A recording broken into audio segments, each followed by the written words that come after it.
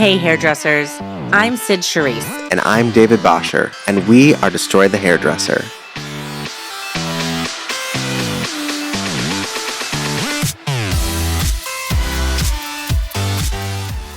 At Destroy the Hairdresser, we are head over heels for Aura salonware. Why? Because Aura is the only salonware that flawlessly supports every one of the Destroy the Hairdresser game-changing methods. From station sharing and cashless payments to offering true scheduling freedom and more, Aura's got it all. Wrapped in a beautiful, easy-to-use package, it's perfect for everyone, whether you're an independent stylist or managing multiple salon locations. Plus, Aura's robust features help streamline your operations and boost your bottom line. Ready to elevate your salon? Visit aurasalonwear.com/DTH for exclusive discounts and start your journey today.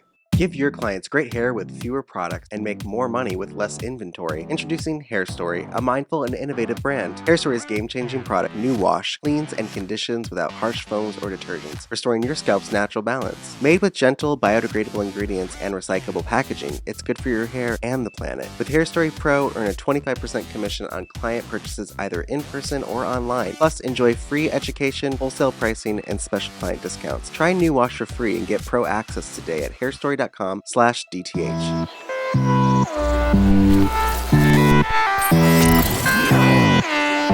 was a bee. That was a big ass bee that just flew. It might be a bird with a stinger for the apocalypse. I don't know. But something is outside of my window taunting me as it flies by. Sid has a fear of bees and lightning. I actually just shared this with someone over the weekend. You did? Bees and yeah, Kate and Sarah were here, and there was a bee when we were having lunch, and I go, if Sid was here, she would have ran. I would have flipped the table, thrown a chair at it. I don't care if it flies and it has a stinger. Well, lucky for you, there's not a lot of things that have. Side note, I'm going to tell a quick personal story. When my wife did like a little semester in Anguilla for med school, and we were watching this show, and it was on Snapchat. Like Snapchat had shows, and it was called Bae or Babe. And basically these couples would get set up in scenarios, and it was like, did you bae or bail? That was it. Did you bae or did you bail? And so it was like they would scare the boyfriend, and did the boyfriend try to protect the girl, or did he throw him forward? And I was like, I would never do that to you. Like, I would never. You're like, I would never bail. I would always protect you. I will always, like, if someone came to attack us, I would never bail. And so she had like a day off from school. So we went, obviously we're in the middle of the Caribbean. And so we went down to this beautiful beach, and we're walking through this gorgeous path to the beach. It's all like covered in vines. And we're walking, and all of a sudden I get, for those on the screen, those watching us, it was like, this is the wasp. It was like in my ear. I never ran so fast in my life. I left Astrid in my dust. I ran all the way to the water and jumped in. And she's like, she walked casually as these wasps were going around her. And she was just like, you wouldn't bail, right? You bailed. I completely. I gotta be honest. I have the opposite reaction to things. I will fight someone to the death. If it's a bee, I'll fight it to the death. And when I was with my partner, I remember we were walking down the street in New York City, and there was a crazy person coming to, and I mean like crazy, yelling, screaming, like taunting people. And he looked at me and goes, please don't get in a fight with this person. Like, please just, I'm like, well, if he says something to us, I'm going to kick his ass. He didn't say anything. But I'm the opposite. I'm not bailing. In fact, you might have to just pull me out of the situation. I love that. I didn't think I would bail either, but I would have quickly. If I would have been there, I would have said, that's a bloody lie. She would bail on you. No question. I have known you longer than Astrid. Mm-hmm. I know you're married, but I know that your ass would bail. I also bailed on her once with lightning as well. I left her in the pool. Oh my God, that's literally dangerous. You didn't drag her out? It was Florida. It came out of nowhere. It was just like the storms just come in hot, and lightning struck way too close for my comfort level. And I think I clawed my way up off of her to get out. So. Well, I want to just say hello to the people in the audience, because we do have some people watching. We are now streaming our podcast recordings on YouTube. So the recordings will message us and comment and talk to us while we're live recording. So those of you listening, It's not live for you. But get your shit together and join I the YouTube. I love it. Okay. So we have another hairdresser hotline. And for those of you that are new to the show, we have an open line that you can text or leave a voicemail. No one will respond to you. The number is 201-564-5007. And what's awesome is we actually had one of our students, Mason Gold, who was on an earlier episode. If you haven't listened to that, please go listen to his episode. His story is incredible, but he is an incredible piano player. And so he actually made us a jingle, which I'm going to play right now. Play it. Let's hear it. Okay. Here's a jingle idea. 2015 645 007. I love It's that's brilliant. That's it. That's it. the jingle. Mason, we can't pay you. So thank you for your contribution to this podcast. Thanks for donating to the well-being of hairdressers everywhere. And the hotline. But when he sent me that, I was like, stop it right now. So I love it. But we actually have a new hotline. Submission? I almost said, Yeah. Do you want to read this one? I do. Okay. So we are never prepared, even though it's up on our screens. It's like we just forgot how to, read some things. I don't know where we are. Your background looks great. Thank you. I've made a lot of effort I've been watching the podcast episodes with me and I'm like, that background is heinous. So I fixed it.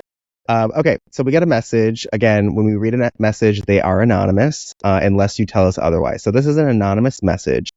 And it says, I'm a booth renter in a 2-person salon. The owner, who is the only other stylist, has become very dependent on me emotionally, and the feeling is not mutual. I'm not happy working in the space, but I am a bit of a people pleaser, and I don't know how to tell her I'm quitting.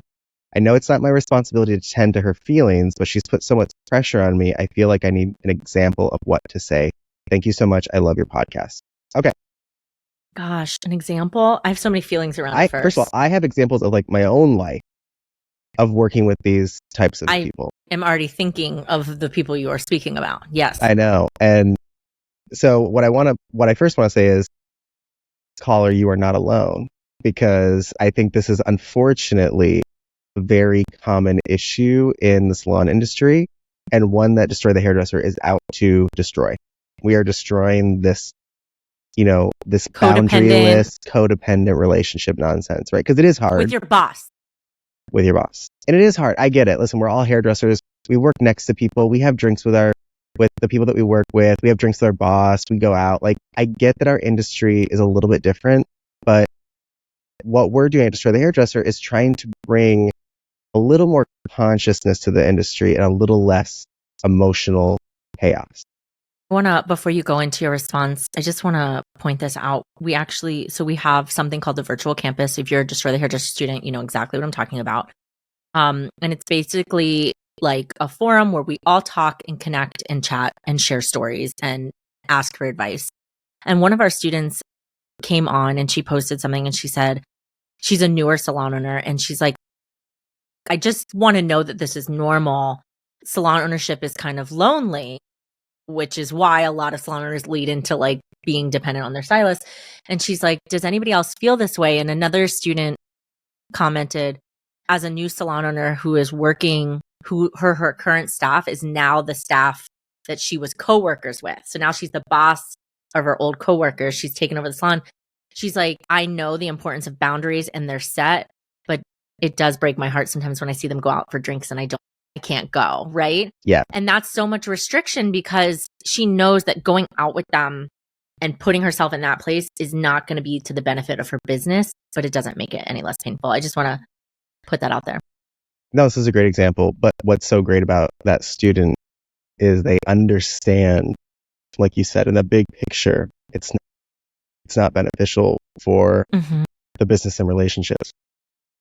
And I know people are listening going, oh, I love going out with my staff and whatever. And that's fine until it isn't, right? It's always fine until it isn't. Even me and Sid with students, when we go out to teach classes in real life, there was a time where we liked going out with our students and it was like, we can't because It's just It inappropriate. crosses a line. It Yeah. crosses a line. We had to learn. Everyone has to learn that, right? And then there's, well, I don't do it with everyone, but I do it with this person, right? Which still eventually usually goes awry at some point. There are some lovely stories out there where this is not true, but today we're dealing with this person's call, which is essentially I'm trapped in an emotionally abusive relationship with my boss slash, if you rent a chair, caller, I'm going to call everybody caller. If you rent a chair, they're not your boss.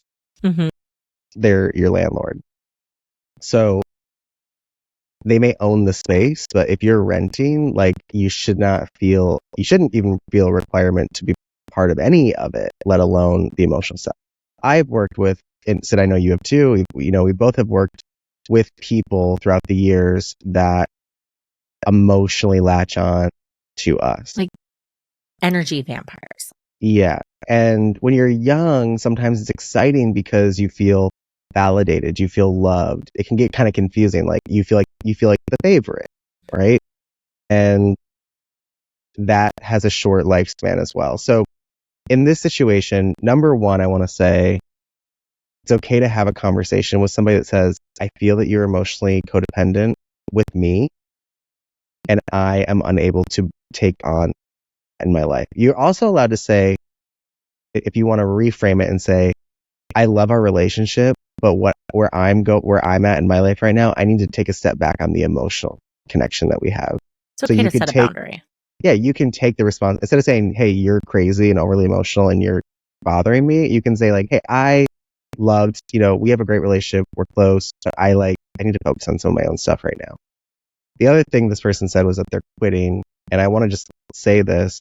If you are going to leave the salon, please open up your own salon and open up a commission salon.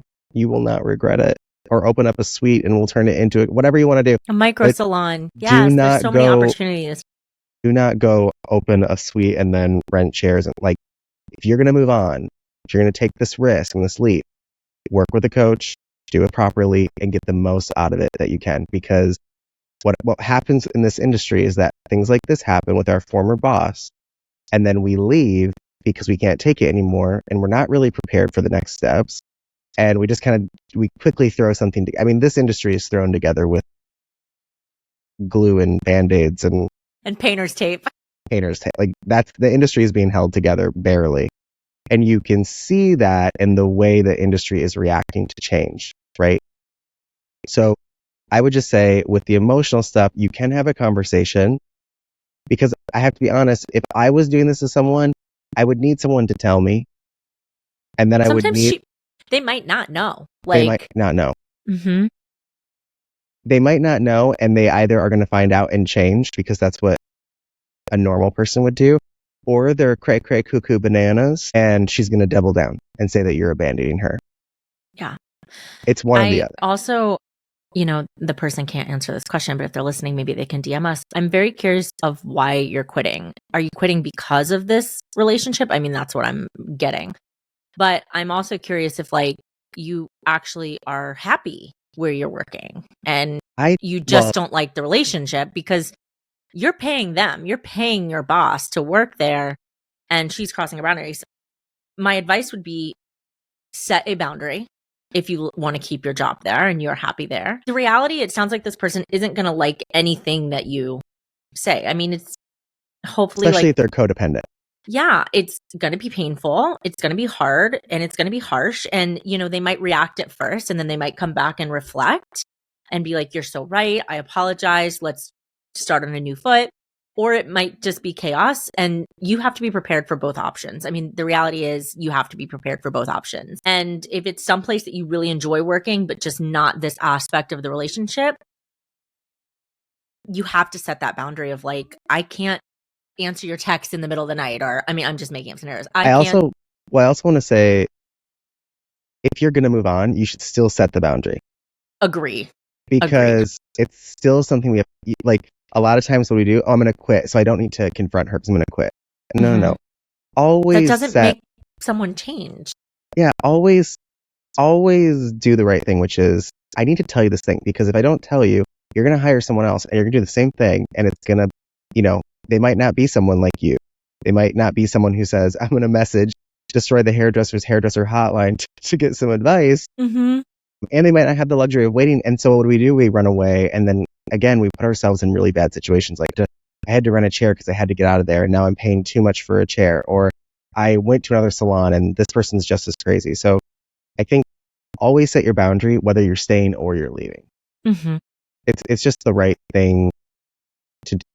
And you can have gentle conversations. You can say, I'd like to have a gentle conversation. Yeah. And again, it's so nuanced, right? Because if this person is open, this could go really well. And if this person doesn't like that you're going to take away their source of codependency, which is you might see them overreact. But like Sid said, be prepared for both. But this is so common. This is such a great question because it's so common. I've dealt with it in I've had 3 different bosses that this has happened with. And it's not just their fault. It's also me. Also I was one of those too. I liked being that person. I liked being the person that the boss was codependent on.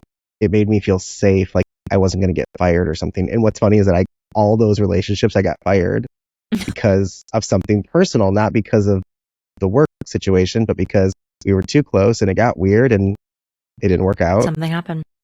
So I think it's so common. I actually worked when I was here when I first moved to New York City, I worked with someone who, when Sid and I made our methods, we basically had to go around and say, hey, we don't want to work here permanently. We want to just have a chair here, but we want commission. But we don't want to be part of the team. Like all the methods we teach at DTH, we were doing them on our own. And this person was really open to that idea until it took away from her growth, right? So I brought in business that they didn't have before, but then, and basically like made this agreement. But as soon as she realized that she wanted more of that business and this was possible, then it was like, well, I don't like our relationship anymore. I think you're working more? Why aren't you? Yeah, you're taking advantage of me. And it's like, wait a minute. We had a whole agreement, right? So if you're going to do this, be prepared for both things. But from my experience, and in this situation with this person, I had a conversation. It did not go well. Mm-hmm. I had a conversation. I had another salon owner do this to me. I had a conversation. It went well, but we kind of agreed to part ways. But it went well. I still talk to that person today. I think people have to remember too, like if friendship comes out of a business relationship later, once that business relationship has dissolved, like what a great blessing. But if not, that's not always the goal. And I think people try to mesh that together and it doesn't always work. Sid, let's play a fun game. Who on our team, which coach, do you think you're the most codependent with? Me? If we're just being honest, right? Because we're all on the spectrum of codependence.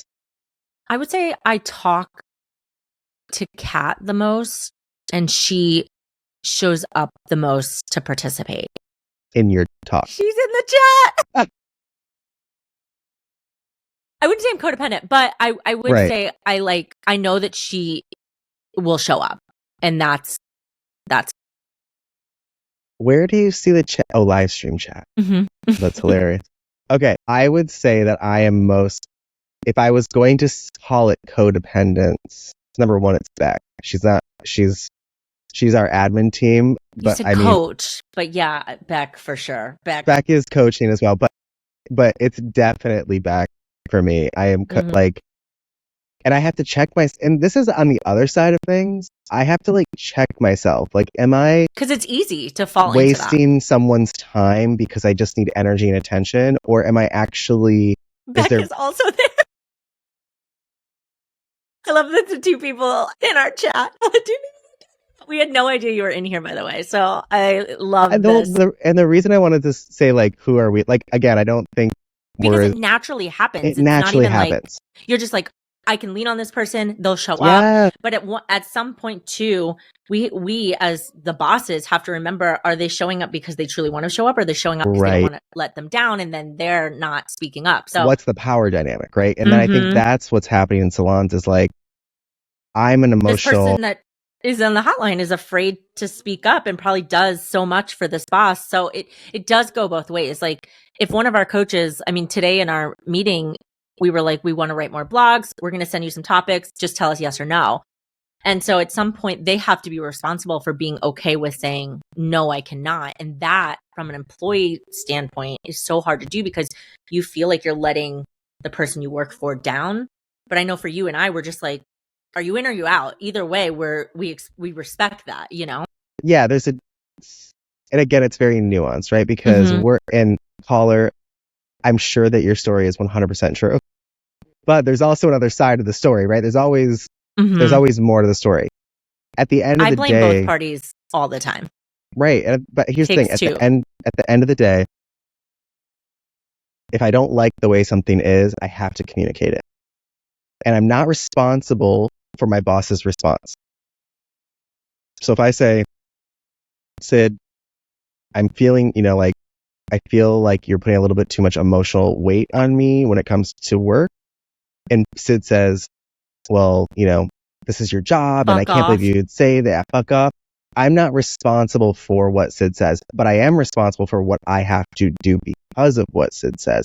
And I think we live in a world where it's like, how do I deal with this? How do I confront this? It's like, we can give you tools, but at the end of the day, there are two people in this party or more. And we have to zoom out a little bit and go, everyone's guilty of something here. Yeah. And I need to take responsibility for my part in it. But someone also has to take responsibility and say something. And if you are a salon owner and you're kind of like, I'm actually more like that person. I'm more like the salon owner. I rely on someone on my team a little bit too much. It's okay to have a quick conversation and say, hey, am I overbearing? Not, and don't ask from a place because again, you're in the power seat. So if you say, am I overbearing? Your employee is probably going to say no. Of course, yeah. But I would say, no, I'm overbearing. I need you to tell me when it's too much. Total permission to tell me when it's too much because I'm not going to know until you say, hey, remember that line we talked about? You just crossed it. And I think that's... And coming from a truthful place of being okay when they tell you that you are, because that part is the hard part, not the conversation part. Exactly. It's going, I have to change. I have to shift. That's the difficult part. But caller, I do want to say, what you're about to do and in that confrontation is transformational work. Like, it's hard to do. It's really hard to do without a coach. So I don't know if this person has a coach, but like, this is a lot of what coaching is. It's these types of conversation. How do I confront my boss? How do I confront my clients? How do I confront my staff? Right.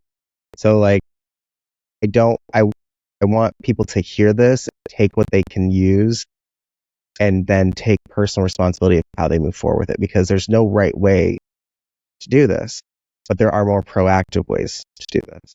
Yeah. Take what you can and plug it into your own situation, which is great. Now, a word from our sponsors.